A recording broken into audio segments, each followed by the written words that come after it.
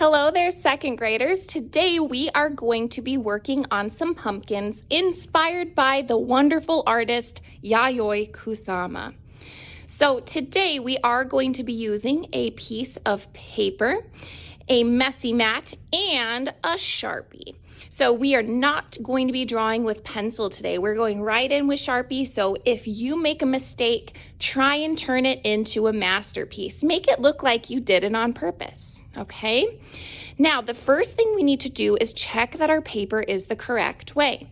So your paper should be what's called landscape style. Landscape style is when your paper is the long way from left to right. So please make sure your paper is that way to start. Once you have your paper in the correct spot on your messy mat, we are going to go ahead and put our name and class code on the bottom right corner. So go ahead and do that.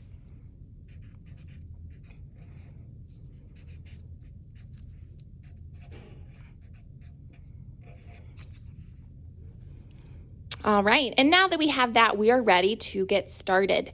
So to start with our Yayoi Kusama pumpkins, we're going to begin in the middle of our page. And as we draw our pumpkins, we are going to be creating some ovals.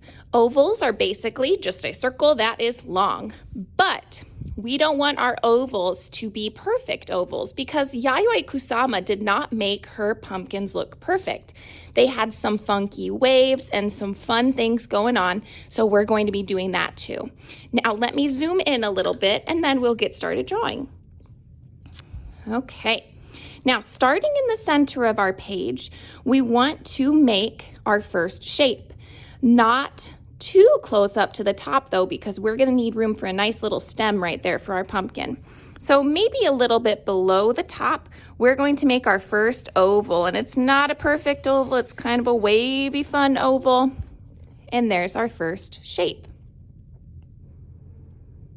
Now we're going to repeat this shape again 4 times, but it's a little bit different each time. So on the left, instead of making a whole oval, I'm going to start up here toward the top, go up, make my fun line, and attach on the bottom.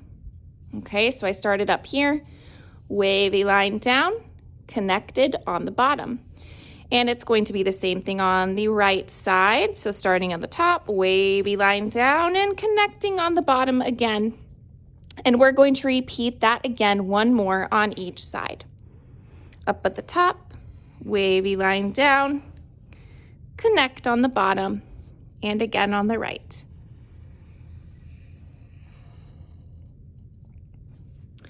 And there you have it. There's our pumpkin. So the only thing that we are missing is our stem. So let's go ahead and add that. Now your stem could either be straight up and down, or maybe it's curved to the left or curved to the right. I think I'm going to make mine straight up and down. And you can follow me, or you can have yours going a different way. So to make my stem go straight up and down, I'm going to make 2 up and down lines just like that.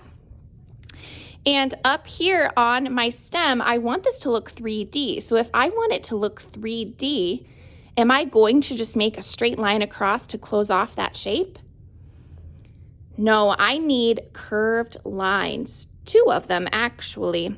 So I'm going to start on this left line and make a line coming toward myself, and then it connects to the other line. And then to close off the shape, I'm going to make a line that's sort of like a frowny face, starting on the left, going away from me. And then that line should close the shape on the right side, okay? And there we have it. Our pumpkin is complete. Now, to finish off our picture and the actual pumpkin drawing, we can't just have a floating pumpkin. Do you notice how it's floating right now? It's not sitting on anything. So to make our pumpkin look like it is a part of our picture and like it's sitting on something, we need to add something. And that line that we're going to draw is called a horizon line. The horizon line is where the ground and the sky come together to show that there is space there. It's not just floating. So starting on the left, I'm going to begin my horizon line, and I need it to stop when I touch my pumpkin. So I'm going to start on the left, boop, stop. We don't want to run across the pumpkin. This line goes behind the pumpkin. I'm going to jump over my pumpkin to the other side and let that line continue until it's off the page. All right, so now you have your horizon line and our pumpkin doesn't look like it's floating anymore. That finishes our first step of this project.